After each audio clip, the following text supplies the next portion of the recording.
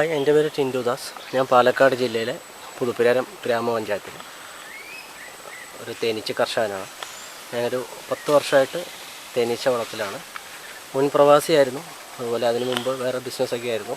തേനീച്ച കൃഷിയിലാണ് 10 വർഷമായിട്ട്. ഇപ്പോൾ ഫുൾ ടൈം 24 മണിക്കൂറും തേനീച്ച കൃഷി, അതുപോലെ തന്നെ തേനിൻ്റെ വിപണി, തേനിൻ്റെ മൂല്യവർദ്ധിത ഉൽപ്പന്നങ്ങൾ, പിന്നെ തേനിനെ കുറിച്ചൊക്കെ ചെറിയ രീതിയിലൊക്കെ ക്ലാസ് എടുത്ത് ഉപജീവനമാർഗ്ഗം ചെയ്യുന്നു.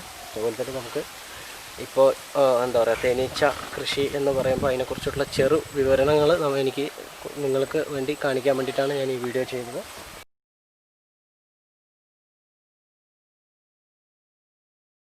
ഇതാണ് നമ്മൾ തേനീച്ചപ്പെട്ടി. ഇങ്ങനെ റബ്ബർ തോട്ടത്തിലും തെങ്ങിൻ തോപ്പിലൊക്കെ ഇതുപോലത്തെയുള്ള തോട്ടങ്ങളിലൊക്കെ നമുക്ക് തേനീച്ചപ്പെട്ടി വയ്ക്കാൻ പറ്റും. ഇത് മഴ ഉള്ളിലേക്ക് കയറാണ്ടിരിക്കാൻ ഒരു കവർ വെച്ചിരിക്കണം. ഒരു പ്ലാസ്റ്റിക്കിൻ്റെ കയർ വെച്ച് കെട്ടിയിട്ടുണ്ടാവും. അപ്പോൾ ഇതാണ് അതിൻ്റെ ബാക്ക് സൈഡ്. എൻട്രൻസ് എന്ന് പറഞ്ഞു കഴിഞ്ഞാൽ ഇതാണ് ഫ്രണ്ട് സൈഡ്. ഇതിൽ കൂടെയാണ് തേനീച്ച ഇറങ്ങുന്നതൊക്കെ. ഇതിൽ തേനീച്ചയുണ്ട്. ഇപ്പം ക്ഷാമകാലം ആയതുകൊണ്ട് നമ്മൾ അതിന് ഫീഡിങ് കൊടുത്ത് നമ്മളതിനെ പരിപാലിക്കുന്നു. അതല്ല, ബീസ് ഇതിൽ കൂടെ കയറും. അപ്പോൾ ഇതാണ് അതിൻ്റെ ടോപ്പ് കവർ എന്ന് പറയുന്നത്. ഇത് തുറക്കാം.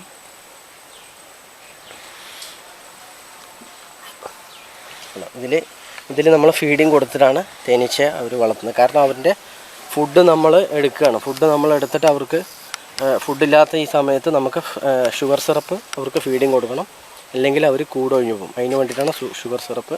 ഇതുപോലെ തേനീച്ചയെ നമ്മൾ വളർത്തുമ്പോൾ ഇങ്ങനെ ചട്ടങ്ങളിലാണ്, ഫ്രെയിംസിലാണ് വളർത്തുക. ഇതിൻ്റെ ജനുസ് എന്ന് പറഞ്ഞു കഴിഞ്ഞാൽ നമ്മുടെ നാടൻ തേനീച്ച എപ്പിസ് സെറാന ഇൻഡിക്ക എന്ന് പറയും. അതായത് ഞൊടിയനീച്ച എന്നൊക്കെ പറയും, നാടൻ തേനീച്ച. അപ്പം ഇങ്ങനെ നമ്മൾ മാറിക്കഴിഞ്ഞാൽ ഇതാണ് ബ്രൂട്ട് ചേമ്പർ, അതായത് അടിത്തട്ട് എന്ന് പറയും.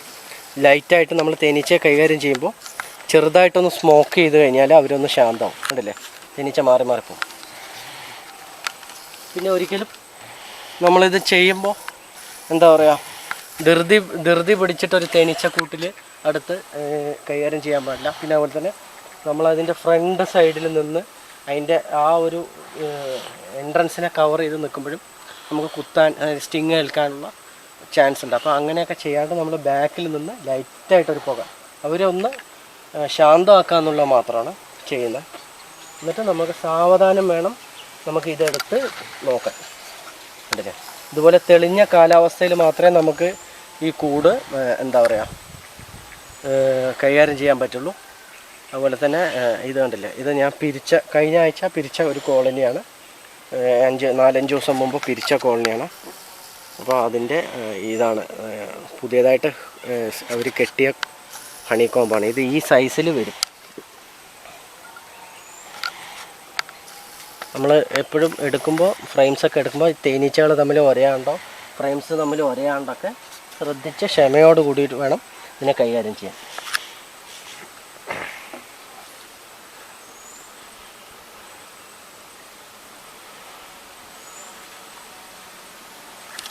കണ്ടില്ലേ, ഇതാണ് ആ തേനീച്ചയുടെ അട എന്ന് പറയുന്നത്. ചട്ടങ്ങളിലാണ് അവർ അട കെട്ടി താമസിക്കുന്നത്. തേനീച്ച ആ വാക്സ് കൊണ്ട് ഉണ്ടാക്കിയിട്ടാണ് അതിൻ്റെ തേന്, പൂമ്പൊടിയൊക്കെ സ്റ്റോർ ചെയ്തിട്ട് അവർ ചെയ്യുന്നത്. അതുപോലെ തന്നെ ക്യൂണിനൊക്കെ ഇതാണ് അതിൻ്റെ റാണീച്ച. കൂട്ടിൽ മുട്ടയിടുന്നതും എല്ലാ കാര്യങ്ങളൊക്കെ ചെയ്യുന്നതൊക്കെ റാണീച്ചയാണ്. ബാക്കി 90%-95% വർക്കർ ബീസ് ആയിരിക്കും. ഇതാണ് ബാക്കിയെല്ലാം പെണ്ണീച്ചകൾ, വർക്കർ ബീസ് എന്ന് പറയും. ഇതാണ് മെയിൽ ബീസ്, ആണീച്ച. കണ്ട, കുറച്ചുകൂടി വലുപ്പം ഉണ്ടാവുന്നുള്ളൂ. അതിന് ഒരു പണിയില്ല, റാണീച്ചയായിട്ട് മെയ്റ്റ് ചെയ്യുക എന്നുള്ളത് മാത്രമേ ഉള്ളൂ. ബാക്കിയെല്ലാം പെണ്ണീച്ചകളാണ്. കൂടുതൽ മെഴുകുണ്ടാക്കുന്നതും റാണിയിട്ട മുട്ടേനെ പരിപാലിക്കുന്നതും പൂമ്പൊടി കൊണ്ടുവരുന്നതും തേന് കൊണ്ടുവരുന്നതും എല്ലാം വർക്കർ ബീസാണ്. അപ്പോൾ വർക്കർ ബീസാണ് കൂടുതലായിട്ട് ഉണ്ടാവുക. ഒരു കൂട്ടിൽ ഒരു റാണി ഉണ്ടാവും. അതുപോലെ തന്നെ ഇത് അട എന്ന് പറയുമ്പോൾ ഇതാണ്. അതിൽ കണ്ടില്ലേ, ഈ പൊന്തി നിൽക്കുന്നതാണ് മെയിൽ ബീസിൻ്റെ എഗ്ഗ്. കണ്ടില്ലേ, ഇത് ആണീച്ചയുടെ മുട്ടകളാണ്. ഇത് വിരിഞ്ഞു കഴിഞ്ഞാൽ ആണീച്ചയുടെ മുട്ടയായി വരും. പിന്നെ അതുപോലെ തന്നെ ഇത് കണ്ടോ, കുറച്ച് താഴ്ന്നിരിക്കുന്ന അതാണ് പെണ്ണീച്ചകൾ. ഇത് വിരിഞ്ഞിറങ്ങുന്ന പെണ്ണീച്ചകളാണ്. ഇതിങ്ങനെ നമ്മളൊരു ഒരാഴ്ചയും കൂടി ഫീഡ് ചെയ്ത് കഴിഞ്ഞാൽ കുറച്ചുകൂടി ഈ അടകളൊക്കെ വലുപ്പമായി. അങ്ങനെ 6 അട ഫില്ലായി കഴിഞ്ഞാൽ നമുക്ക് 3 അട എടുത്ത് 1 കിലോമീറ്റർ നമ്മൾ മാറ്റി നമുക്ക് തേനീച്ച നമുക്ക് പിരിക്കാൻ സാധിക്കും. അങ്ങനെയാണ് തേനീച്ചകളുടെ കോളനികൾ നമ്മൾ എണ്ണം വർദ്ധിപ്പിക്കുന്നത്. ഇത് എത്ര സമയം എടുക്കും ഒരു ഒരു ഒരു കോളനിയിൽ നിന്ന് നമുക്ക് ഈൽഡ് എടുക്കാൻ? ഈൽഡ് നമ്മുടെ കേരളത്തിലെ കാലാവസ്ഥയിൽ നമുക്ക് റബ്ബറിൽ നിന്നാണ് സോഴ്സ്. തേന് എടുക്കുന്ന റബ്ബറിൻ്റെ ആണ് സോഴ്സ്. അപ്പോൾ എന്താണെന്ന് വെച്ചാൽ നമുക്ക് റബ്ബർ ജനുവരിയോടുകൂടി റബ്ബർ ആ ഇലകളെല്ലാം പൊഴിഞ്ഞ് പുതിയ ഇലകൾ വരും. ആ 3 ഇലകൾ കൂടുന്ന നേരത്ത് നെക്ടർ ഉണ്ടാവും. അതാണ് തേനീച്ച കളക്ട് ചെയ്യുക. അപ്പം നമുക്ക് സത്യം പറഞ്ഞാൽ ഫെബ്രുവരി, മാർച്ച്, ഏപ്രിൽ, മെയ് ചിലപ്പോൾ അത് പറയാൻ പറ്റില്ല. മഴയുടെ കാലാവസ്ഥയുടെ ഒക്കെ അനുസരിച്ചിട്ടാണ് അത് നീണ്ടു നിൽക്കുക. അപ്പോൾ ഫെബ്രുവരി പകുതി തൊട്ട് നമുക്ക് ഇവിടുന്ന് പാലക്കാട്, തൃശ്ശൂർ ഭാഗത്തൊക്കെ ഫെബ്രുവരി തൊട്ട് പകുതി തൊട്ടിട്ട് ഫെബ്രുവരി, മാർച്ച്, ഏപ്രിൽ അങ്ങനെ ഒരു 2-2.5 മാസത്തോളം ഇതിൻ്റെ ഹണി ഈൽഡ് എടുക്കുന്നത്, അതായത് ഉൽപ്പാദന കാലമാണ്. ഇപ്പം എന്ന് പറഞ്ഞു കഴിഞ്ഞാൽ ജൂൺ, ജൂലൈ, ഓഗസ്റ്റിൻ്റെ പകുതിയൊക്കെ വരെ മഴക്കാലമാണ്. അപ്പോൾ ഇവർക്ക് ക്ഷാമകാലമാണ്. അപ്പോഴാണ് നമുക്കിതിന് വേറെ ഒന്നും ചെയ്യാൻ പറ്റില്ല. നമ്മൾ ഫുഡ് ഇതുപോലെ ആർട്ടിഫിഷ്യലായിട്ട് ഫുഡ് കൊടുത്ത് നമുക്ക് അതിനെ പരിപാലിക്കണം. പിന്നെ എന്ന് പറഞ്ഞ പോലെ അപ്പോൾ അവർക്ക് കൊടുത്തില്ലെങ്കിൽ അവരെന്ത് ചെയ്യും? സ്വാഭാവികമായിട്ട് ഈ കൂട് അവർ ഉപേക്ഷിച്ച് പോകും. അപ്പോൾ കർഷകൻ എന്താ ചെയ്യേണ്ടത്? കർഷകന് തേനെടുക്കുകയും ചെയ്യണം. അഡീഷണലായിട്ട് ഇങ്ങനെ ഫീഡ് ചെയ്ത് കഴിഞ്ഞാൽ ഈ ഒരു കോളനിയുള്ള 3-4 എണ്ണമായിട്ട് വർദ്ധിപ്പിച്ച് നമുക്ക് അടുത്ത വർഷം ഹണി സീസൺ ആകുമ്പോഴത്തേക്ക് നമുക്ക് കൂടുകൾ വർദ്ധിപ്പിച്ച് തേൻ ഉൽപ്പാദനം കൂട്ടാം. അതല്ലെങ്കിൽ ഓർഡർ ഉണ്ടെങ്കിൽ ഇതുപോലെ തേനീച്ച കോളനികൾ വിൽപ്പനയും ചെയ്യാം. അപ്പോൾ അതിനാണ് നമ്മൾ ഇപ്പോൾ ചെയ്യുന്നത്. അപ്പോൾ അതിന് ക്ഷാമകാലത്ത് നമ്മൾ തേനെടുത്തു കഴിഞ്ഞാൽ ആ ഒരു ഇൻട്രസ്റ്റിൽ പിന്നെ അതിനെ നോക്കാണ്ട് ഇരിക്കരുത്. അതിന് നല്ല കെയർ ചെയ്ത് കഴിഞ്ഞാൽ നമുക്ക് വളർച്ചാ കാലത്തേക്ക് ഓഗസ്റ്റ് തൊട്ട് അങ്ങോട്ട് ഡിസംബർ വരെ നമുക്ക് ഇതിനെ വളർത്തിയെടുക്കാം. ഇതിപ്പോൾ ഒരു ബോക്സിൽ ഇങ്ങനെ എത്ര കോളനികളുണ്ടാവും? ഒരു ബോക്സിൽ 6 ഫ്രെയിമാണ് ഒരു ഫുൾ കോളനി ആവുക. ഇതിലാകെ ഒരു റാണിയച്ച തന്നെ ഉള്ളൂ. ഒരു റാണിയച്ച ഉള്ളൂ. അവളാണ് ഇതിൽ കൺട്രോൾ ചെയ്യുന്നത് ഫുള്ളായിട്ട്. ആ റാണിയച്ചയാണ് ഈ ബാക്കിയുള്ള കോളനികളിലെ ഈച്ചകളെ കൺട്രോൾ ചെയ്യുന്നത്. അതെ, ഈ കോളനിയിൽ ഈ ഒരു റാണിയച്ച മാത്രമേ ഉണ്ടാവുള്ളൂ. അവൾക്ക് ഈ കൂട്ടിൽ മുട്ടയിടുക എന്നുള്ളത് പ്രത്യേകം വിഭാഗമാണ്. ഇത് നമ്മൾ പ്രകൃതിയിൽ കാണുന്നത് തുറസായ സ്ഥലത്ത് വളരുന്നതാണ്. അതായത് പെരുന്തേനീച്ച എന്ന് പറയും, എപ്പിസ് ഡോർസെറ്റ എന്ന് പറയും. ഈ സാധനം എന്ന് വെച്ച് കഴിഞ്ഞാൽ അതുപോലെ തന്നെ കോൽത്തേനീച്ചയൊക്കെ എന്ന് പറഞ്ഞാൽ തുറസായിട്ട് ചെയ്യും.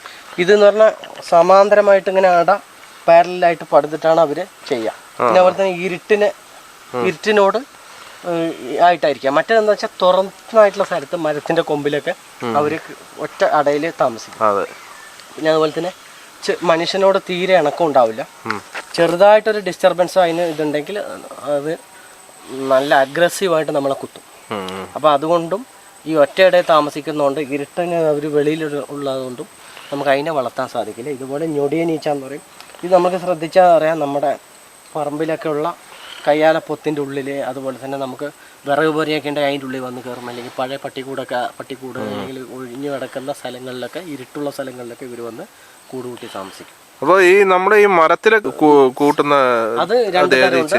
ഒന്ന് കോൽത്തേനീച്ച എന്ന് പറയും. ഒരു 10 അടി 15 അടി ഹൈറ്റിൽ പപ്പടത്തിനെക്കാട്ടിലും കുറച്ചുകൂടി വലുപ്പത്തിലുള്ള അത് ഒറ്റ അട. അത് കോൽത്തേനീച്ച. അതിൽ വന്നിട്ട് തേന് നല്ല ടേസ്റ്റി ആയിട്ടോ, പക്ഷേ അത് കുറച്ചേ ഉണ്ടാവുള്ളൂ. അതായത് ഒരു 50 സീസൺ സമയത്ത്, അതായത് ഏപ്രിൽ മാസത്തിലൊക്കെ അത് എടുക്കാന്ന് വെച്ചാൽ ഒരു 100 ഗ്രാം തേനെ അതൊന്ന് കിട്ടാറുള്ളൂ. 100-1 കിലോ തേൻ്റെ ഉള്ളിലേ ഉണ്ടാവുള്ളൂ. പക്ഷെ നല്ല ടേസ്റ്റാണ്. പക്ഷെ വ്യാവസായികമായിട്ട് അതിന് നമുക്ക് വളർത്താൻ പറ്റില്ല. പിന്നെ മനുഷ്യനായിട്ട് ഒന്ന് പോയിക്കുക അല്ലെങ്കിൽ ചെറിയൊരു ഡിസ്റ്റർബൻസ് ഉണ്ടാക്കിയിട്ടുണ്ടെങ്കിൽ അവർ കൂട് ഒഴിഞ്ഞു പോകും. പിന്നെ മറ്റേത് പെരുന്തേനീച്ച. അതൊരു 30 അടി ഹൈറ്റിൽ നമ്മുടെ പാലത്തിൻ്റെ അടിയിൽ, അതുപോലെ തന്നെ വലിയ വലിയ ബിൽഡിങ്ങുകളിലൊക്കെ ഞങ്ങൾ കണ്ടിട്ടുണ്ട്. ഒരു 10 നില 15 നില ബിൽഡിങ്ങുകളിലൊക്കെ, അത് ഫ്ലാറ്റുകളിൽ ഇങ്ങനത്തെ, അല്ലെങ്കിൽ പാറമടകളിൽ, ഇതൊക്കെ അതിന് ഈ തൂക്കുതേൻ, പായത്തേൻ, അല്ലെങ്കിൽ എന്താ പറയാ പെരുന്തേനീച്ച, അങ്ങനെ പല. അത് ഇപ്പൊ നമ്മൾ ഈ കണ്ട ഈ ഈച്ചക്കാട്ടിലും ഡബിൾ വലിപ്പം ഉണ്ടാവും. അത് അഗ്രസീവ് ആയിരിക്കും. അത് ഭയങ്കര അഗ്രസീവ് ആണ്. നമ്മൾ ഒരു 1.5 കിലോമീറ്റർ ചിലപ്പോൾ ഓടിച്ചിട്ട് കുത്തും. നമ്മൾ വെള്ളത്തിൽ ചാടിയാലും. സാധാരണ ഈ തേൻ സംസ്കരണം രാത്രിയല്ലേ ചെയ്യാറ് അങ്ങനത്തെ ഉള്ള സ്ഥലങ്ങളിൽ? അതിനെ ഒഴിപ്പിടിക്കണമെങ്കിൽ രാത്രി പുകച്ചിട്ടാണ് ഒഴിപ്പിക്കുക. രാത്രി അല്ലാണ്ട് പകലും ചെയ്യുന്നവരുണ്ട്. അത് ഒരുപാട് എന്താ പറയുക, ആദിവാസി വിഭാഗത്തിൽപ്പെട്ട ആൾക്കാർ എന്തൊക്കെയോ മരുന്നുകളൊക്കെ വെച്ച് അതിനെ പുകച്ച് എന്ന് തോന്നുന്നുണ്ട്. പുകല അങ്ങനത്തെ സാധനം വെച്ച് പുകച്ചിട്ടാണ്. നമ്മൾ അതിനോട് അങ്ങനെ ചെയ്യാറില്ല. നമ്മളിങ്ങനെ നാടനായിട്ടുള്ള തേനീച്ചനെ നമുക്ക് മനുഷ്യനോട് ഒരു കാര്യം പറയട്ടെ, തേനീച്ച ഒരിക്കലും നമ്മളോട് ഇണങ്ങില്ല, നമ്മൾ അതിനോട് ഇണങ്ങണം. അതായത് നമ്മുടെ പെറ്റ് അനിമൽസ് പോലെ നമ്മളോട് ഇണങ്ങില്ല. അതിനെ വേദനിപ്പിക്കാണ്ടും അതിനെ അതായത് ഇതുപോലെ ക്ലിയർ ആയിട്ടുള്ള കാലാവസ്ഥയിൽ നമ്മൾ കൂട് തുറന്ന് അതിനെ പരിപാലിക്കാം. പിന്നെ അതുപോലെ തന്നെ അതിന് എന്തെങ്കിലും വേദനിപ്പിക്കാണ്ട് ചെറിയ രീതിയിൽ സ്മോക്ക് കൊടുത്ത് നമുക്ക് അതിനെ കൈകാര്യം ചെയ്യാം. നിങ്ങൾക്ക് ഈ കൃഷി ചെയ്യാൻ ഗവൺമെൻറ്റിൻ്റെ ഭാഗത്ത് നിന്ന് സപ്പോർട്ടുണ്ടോ? ഗവൺമെൻറ്റിൻ്റെ ഭാഗത്ത് സപ്പോർട്ട് എന്ന് പറഞ്ഞാൽ വളരെ നല്ല സപ്പോർട്ടാണ്. എന്താണെന്ന് വെച്ചാൽ ഇത്രയും 2017 കാലത്തിലാണ് 17-18 കാലത്തിലാണ് ഇതുവരെ തേനീച്ച കൃഷി എന്ന് പറയുന്ന സംഭവം കൃഷിയായിരുന്നില്ല. വെറുതെ തേന് എടുക്കുന്നു എന്നുള്ളതല്ല. തേനീച്ച കർഷകൻ എന്ന് പറഞ്ഞ ഒരു ഗവൺമെൻറ് ഒരു കാറ്റഗറി ഉണ്ടായിരുന്നില്ല. എന്താ പറയുക, ഗവൺമെൻറ് ഇതുപോലെ ചെയ്തിട്ടുണ്ട്. ഗവൺമെൻറ് കൃഷിയിൽ ഉൾപ്പെടുത്തി തേനീച്ച കർഷകരനെ. അതുപോലെ തന്നെ എന്താ പറയുക, ഹോർട്ടികോർപ്പ് കേരള ഗവൺമെൻറ്റിൻ്റെ ഏജൻസിയായ ഹോർട്ടികോർപ്പ് തേനീച്ച കർഷകരനെ ഇതാക്കിയിട്ട് ഇപ്പോൾ തേനീച്ച വളർത്തൽ കേന്ദ്രം, സൗത്ത് ഇന്ത്യയിലെ ആദ്യത്തെ തേനീച്ച വളർത്തൽ കേന്ദ്രം ഇവിടെ മാവേലിക്കര സ്റ്റാർട്ട് ചെയ്തിട്ടുണ്ട്. അവിടെ നിന്നൊക്കെ ഒരുപാട് തേനീച്ച വളർത്തലിൽ പുതിയ ഈ രംഗത്തേക്ക് വരുന്ന ആൾക്കാർക്കൊക്കെ ഒരുപാട് പരിശീലനം കാര്യങ്ങളൊക്കെ കൊടുക്കാറുണ്ട്. ഞാനും അതുപോലെ ചെറിയൊരു പരിശീലനം ഹോർട്ടികോർപ്പ് ഏജൻസിയിൽ ലഭിച്ചിട്ടുണ്ട്. പിന്നെ അതുപോലെ തന്നെ കൃഷിഭവനിലൊക്കെ ചിങ്ങം 1-ാം തീയതി ആ കൃഷിഭവനിൽ ഉള്ള തേനീച്ച കർഷകരെ ആദരിക്കുന്ന പരിപാടിയുണ്ട്. പിന്നെ അതുപോലെ തന്നെ നമുക്ക് എന്താണ് കൃഷിമന്ത്രിൻ്റെ ഭാഗത്തു നിന്നൊക്കെ ഒരുപാട് നല്ല സപ്പോർട്ടുണ്ട്. ഇപ്പോൾ പ്രത്യേകിച്ച് കൊറോണ സമയത്ത് ലോക്ക്ഡൗൺ ആയിരുന്ന സമയത്ത് ഗവൺമെൻറ്, അതായത് കേന്ദ്ര ഗവൺമെൻറ് അടക്കം തേനീച്ച കർഷകരനെ എന്താണ് പറയുക ഒരുപാട് ഇളവുകൾ നൽകിയിട്ടുണ്ട്. അവരുടെ കൂട് പരിപാലിക്കാനൊക്കെ ഗവൺമെൻറ് ഓർഡർ തന്നിട്ടുണ്ട്. അതുപോലെ തന്നെ തേനീച്ച പെട്ടി വയ്ക്കുന്നത് എന്താ പറയുക വിള ഉൽപ്പാദന വർധനത്തിനും കർഷകന് ഒരു അഡീഷണൽ ഒരു ഇൻകമായിട്ട് ചെയ്യാനും ഒക്കെ സാധിക്കും. ഇപ്പോൾ നമുക്ക് ഉദ്ദേശം ഒരു തേനീച്ചപ്പെട്ടി ഉണ്ടാക്കാൻ എന്ത് ചിലവ് വരും? ഒരു തേനീച്ചപ്പെട്ടി ഉണ്ടാക്കില്ല, നമുക്ക് ഒരിക്കലും തേനീച്ചപ്പെട്ടി ഉണ്ടാക്കണ്ട. ഇതുപോലെയുള്ള കർഷകരെ സമീപിച്ചാൽ മതി. ഒരാൾക്ക് പെട്ടെന്ന് ചാടിയെടുത്ത് ചെയ്യാൻ പറ്റിയ ഒരു പരിപാടിയല്ല തേനീച്ച വളർത്തൽ. നമുക്ക് അതിനോട് ആദ്യം വേണ്ട അതിനോടുള്ള ഒരു പാഷനാണ്. നമുക്ക് ഫസ്റ്റ്, അതായത് ഇപ്പോൾ നമ്മുടെ വീട്ടിൽ ധാരാളം സ്ഥലമുണ്ട്, റബ്ബറൊക്കെ ഉണ്ട് എന്ന് വിചാരിച്ചു. അപ്പോൾ അങ്ങനെയാണെന്നുണ്ടെങ്കിൽ ഇപ്പോൾ നമുക്കൊരു പുതിയതായിട്ടൊരു അഡീഷണൽ ഇൻകം തുടങ്ങണമെന്നുണ്ടെങ്കിൽ, ഇതുമാതിരി ഒരു സംരംഭം തുടങ്ങണമെന്നുണ്ടെങ്കിൽ അതിനെ ആരെ ബന്ധപ്പെടേണ്ടത്? ആദ്യമായിട്ട് ചെയ്യേണ്ടത് നമ്മൾ ഇതിന് പരിശീലനം ലഭിക്കുക എന്നുള്ളതാണ്. അതായത് നമുക്ക് ഇത് 2 ടൈപ്പ് തേനീച്ചകളുണ്ട്. ഒന്ന് ചെറുതേനീച്ചയുണ്ട്, പിന്നെ അതുപോലെ അതിനെ നമുക്ക് കാണിച്ചു തരാം. ഇത് വൻ തേനീച്ച എന്ന് പറയും, അല്ലെങ്കിൽ ഞൊടിയനീച്ച, അല്ലെങ്കിൽ നാടൻ തേനീച്ച എന്ന് പറയും. അപ്പം ഇങ്ങനെ 2 വിഭാഗമാണ് നമുക്ക് വളർത്താൻ പറ്റുന്നത്. അതിൽ തന്നെ നമുക്ക് ഈ ഫസ്റ്റ് ഒരാൾ ചെയ്യുമ്പോൾ ഒരു 4-5 പെട്ടിയെ അവന് കൈകാര്യം ചെയ്യാൻ പറ്റും. കാരണം എന്താണെന്ന് വെച്ച് കഴിഞ്ഞാൽ ഇത് കുത്തേൽക്കാനുള്ള സാധ്യതയുണ്ട്, അങ്ങനെ കുറേ കാര്യങ്ങളുണ്ട്. അപ്പോൾ അതൊക്കെ ആകുമ്പം പുതിയതായിട്ട് ചെയ്യുന്ന ആൾക്കാർക്ക് ഇത് ഭയങ്കര റിസ്ക് പോലെ തോന്നും, അല്ലെങ്കിൽ പേടി പോലെ ഉണ്ടാവും. അപ്പോൾ അത് നമ്മൾ മനസ്സിലാക്കണം. പിന്നെ അതുപോലെ തന്നെ ഈ തേനീച്ച കൃഷി എന്ന് പറയുമ്പോൾ 12 മാസം, അതായത് ഒരു വർഷത്തിൽ 12 മാസം ഉണ്ടെങ്കിൽ 12 മാസത്തിൽ ഓരോ കാര്യങ്ങൾ തേനീച്ചപ്പെട്ടിയിൽ ചെയ്യേണ്ടതായിട്ടുണ്ട്. അപ്പോൾ നമ്മൾ ഒന്നില്ലെങ്കിൽ ഒരു റബ്ബർ ബോർഡിൻ്റെ ട്രെയിനിങ് ഉണ്ട്, 1 ഇയർ കോഴ്സാണ്. അതായത് മാസത്തിൽ 2 ക്ലാസ് ഉണ്ട്. ആ ക്ലാസ് അറ്റൻഡ് ചെയ്യുക.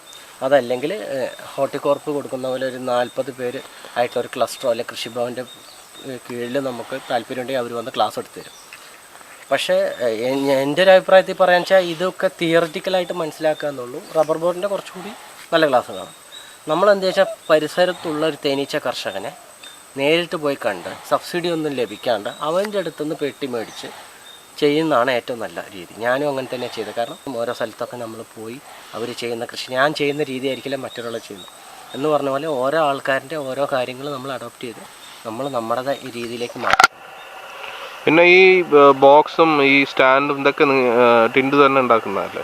ബോക്സ് ചിലപ്പോൾ ഞാൻ ഉണ്ടാക്കുന്ന സമയമുള്ള പോലെ, സ്റ്റാൻഡൊക്കെ ഞാൻ വെൽഡറും കൂടിയാണ്. എനിക്ക് കുറച്ച് ബ്ലാക്ക് സ്മിത്ത്. അപ്പോൾ ഇത് കാണുന്ന ആൾക്കാർക്ക് ആവശ്യമുണ്ടെങ്കിൽ ടിൻഡുവിനെ സമീപിക്കാമല്ലോ അല്ലേ? കോളനി എല്ലാം നമ്മൾ സപ്ലൈ ചെയ്യുന്നുണ്ട്. അതുപോലെ ശുദ്ധമായ തേന് വേണമെങ്കിൽ അതിൻ്റെ ഉൽപ്പന്നങ്ങൾ, കുറേ സാധനങ്ങൾ, മൂല്യവർദ്ധിത ഉൽപ്പന്നങ്ങൾ എന്തൊക്കെയാണ്? അതായത് ഹണി സോപ്പ് ഉണ്ട്, പിന്നെ അതുപോലെ തന്നെ വാക്സ്, തേനീച്ചയുടെ മെഴുക്. നമ്മൾ തേനെടുത്തു കഴിഞ്ഞാൽ ബാക്കി വരുന്നതാണ് മെഴുക്, വാക്സ്. ഈ വാക്സിനെ നമ്മൾ പ്രോസസ്സ് ചെയ്ത് പ്യൂരിഫൈ ചെയ്തെടുത്ത് വാക്സ് മാത്രമാക്കി നമുക്ക് വെളിച്ചെണ്ണയിൽ അത് ഇതാക്കി എടുത്തു കഴിഞ്ഞാൽ നമുക്ക് മോയ്സ്ചറൈസിങ് ക്രീമായിട്ട് ഉപയോഗിക്കാം. അതായത് ചുണ്ട് വിണ്ട് കയറുന്നതിന്, കാൽപ്പാടം വിണ്ട് കയറുന്നതിന്, ഡ്രൈ സ്കിന്ന്, മൊയിച്ചൽ, ഇങ്ങനത്തെ പല കാര്യങ്ങൾക്ക്, അതുപോലെ തന്നെ പല കാര്യങ്ങൾക്ക് അത് ബെസ്റ്റ് ക്രീമാണ്. കാരണം നമുക്കിപ്പോൾ മാർക്കറ്റിൽ കിട്ടുന്നതൊക്കെ പെട്രോളിയം ജെല്ലീസാണ്. പെട്രോളിയം ജെല്ലീസ് എന്ന് പറയുമ്പോൾ അതിൻ്റേതായ ഒരുപാട് കെമിക്കൽ സാധനങ്ങളാണ് വരുന്നത്. ഇതങ്ങനെയല്ല, നാച്ചുറലായിട്ട് വെളിച്ചെണ്ണ ഈ തേനീച്ചയുടെ മെഴുക് മാത്രമേ ഉള്ളൂ. നമുക്ക് വേണമെങ്കിൽ എക്സ്ട്രാ വിർജിൻ കോക്കനട്ടിൽ ചെയ്യാം. അപ്പം അതിനനുസരിച്ച് അത് വില കൂടുന്നേ ഉള്ളൂ. അതുപോലെ തന്നെ ബദാം ഓയിൽ അതായത് നമുക്ക് ഡിമാൻഡിനനുസരിച്ച് സപ്ലൈ ചെയ്യാൻ പറ്റും. അങ്ങനെ നമുക്ക് ഒരുപാട് ഐറ്റംസ് ഇതിൽ ചെയ്യാൻ പറ്റും. അതുപോലെ തന്നെ എന്താണ് ഇപ്പോൾ ആൾക്കാർ പൊതുവെ ചെറുതേനോടാണല്ലോ താല്പര്യം? എന്തുകൊണ്ടാണ് ചെറുതേന്? കാരണം എന്താ വെച്ച് കഴിഞ്ഞാൽ ചെറുതേൻ ഈച്ച എന്ന് പറയുമ്പോൾ അതിൽ നമ്മുടെ ഈ തേനീച്ചനെ പോലെയല്ല, അത് കുഞ്ഞു തേനീച്ചകളായിരിക്കും. കുഞ്ഞു തേനീച്ചകൾ എന്ന് പറഞ്ഞു കഴിഞ്ഞാൽ നമ്മുടെ കുഞ്ഞു ചെടികൾ, അതായത് നമ്മുടെ മുട്ടിന് താഴെയുള്ള ആയുർവേദിക് സസ്യങ്ങളൊക്കെ കണ്ടിട്ടില്ലേ? അതായത് നിലപ്പന, മുക്കുറ്റി, കീഴാർനെല്ലി, തുളസി, അങ്ങനത്തെയൊക്കെ ചെറിയ ചെറിയ സസ്യങ്ങളിൽ ഇവർ പോയിട്ട് തേനെടുക്കും. അപ്പം അത് ഈശ്വരൻ സൃഷ്ടിച്ചിരിക്കുന്ന, ചെറുതേനീച്ചനെ സൃഷ്ടിച്ചിരിക്കുന്നത് ഈ കുഞ്ഞു പൂക്കളാണ് ഇതിൻ്റെ എല്ലാം. അപ്പോൾ ഈ കുഞ്ഞു പൂക്കളിൽ ഈ വലിയ തേനീച്ചകൾക്കൊന്നും അധികം അതിൽ പോകാൻ പറ്റില്ല. അപ്പോൾ ഈ തേനീച്ചകളാണ് കൂടുതലായിട്ട് അതിനെ പോളിനേഷൻ നടക്കുക, അതിൻ്റെ തേനാണ് എടുക്കുന്നത്. അപ്പോൾ ഇത് ഉൽപ്പാദനം കുറവാണ്. പിന്നെ ഇതിൻ്റെ ശരീരം ചെറുതായതുകൊണ്ടും ഇതിൻ്റെ പരാഗണത്തിനാണ് ഈശ്വരൻ ഇതിനെ സൃഷ്ടിച്ചിരിക്കുന്നത്. അപ്പോൾ ഈ ചെറുതേന് ഒരുപാട് ഇതിൻ്റെ ആയുർവേദിക് കണ്ടൻറ്റ്, എൻസൈംസൊക്കെ ഇതിൽ കൂടുതലായിട്ടുണ്ട്. ഉൽപ്പാദനം കുറവായതുകൊണ്ടും ഇതിന് മൂല്യം കൂടുതലാണ്. നമുക്ക് ഒരു വർഷം നമ്മുടെ ഇവിടുത്തെ പാലക്കാടിലേക്ക് സാഹചര്യത്തിൽ ചിലപ്പോൾ ഒരു 4-5 കൂടൊക്കെ വളർത്തിയാലാണ് 1 കിലോ തേൻ കിട്ടുക. നമ്മുടെ ഈ വൻതേൻ ഇതുമാതിരി 1 കിലോ തേൻ കിട്ടണമെന്നുണ്ടെങ്കിൽ എത്ര ഇതുമാതിരി? നമുക്ക് ഇത് നല്ലൊരു സീസൺ കിട്ടുകയെന്ന് വെച്ചാൽ 15 കിലോ വരെ, 17 കിലോ ഒരു കൂട്ടുന്ന നമുക്ക് നല്ല ഈൽഡാണ്. നല്ല, അത് പ്രകൃതിയും കൂടി നമുക്ക് ഇതിന് ഈ മഴക്കാലത്ത് നമുക്ക് ഈൽഡ് എടുക്കാനേ പറ്റില്ല. നമ്മളതെല്ലാം എടുത്ത് സൂക്ഷിച്ചു വെച്ചിരിക്കണം. പിന്നെ അതുപോലെ തന്നെ ഇത് എന്താ പറയുക, ഈ തേനീച്ച എന്ന് പറയുമ്പോൾ നമുക്കൊരു 8 ദിവസം 10 ദിവസം കൂടുമ്പോൾ ഓരോ ഈൽഡ് എടുക്കാം. ഇതുപോലെ 5 ഫ്രെയിം ഇങ്ങനെ 2-3 ബോക്സ് ഉണ്ടാവും. അത് ഈ സ്ട്രെങ്ത്തിനനുസരിച്ച് നമ്മൾ ഹണി ചേമ്പർ സെറ്റ് ചെയ്യും. ഇതിപ്പോൾ ഇവിടെ ധാരാളം ബോക്സുകൾ കാണാൻ പറ്റുന്നുണ്ടല്ലോ.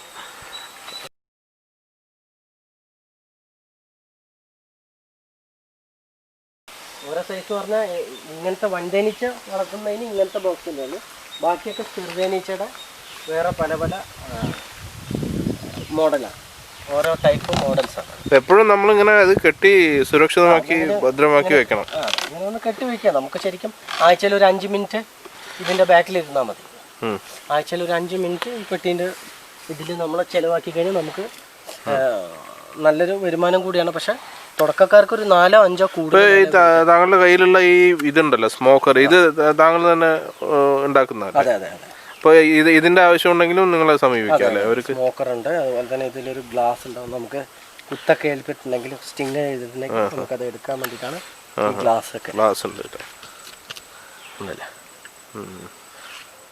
പിന്നെ അതുപോലെ തന്നെ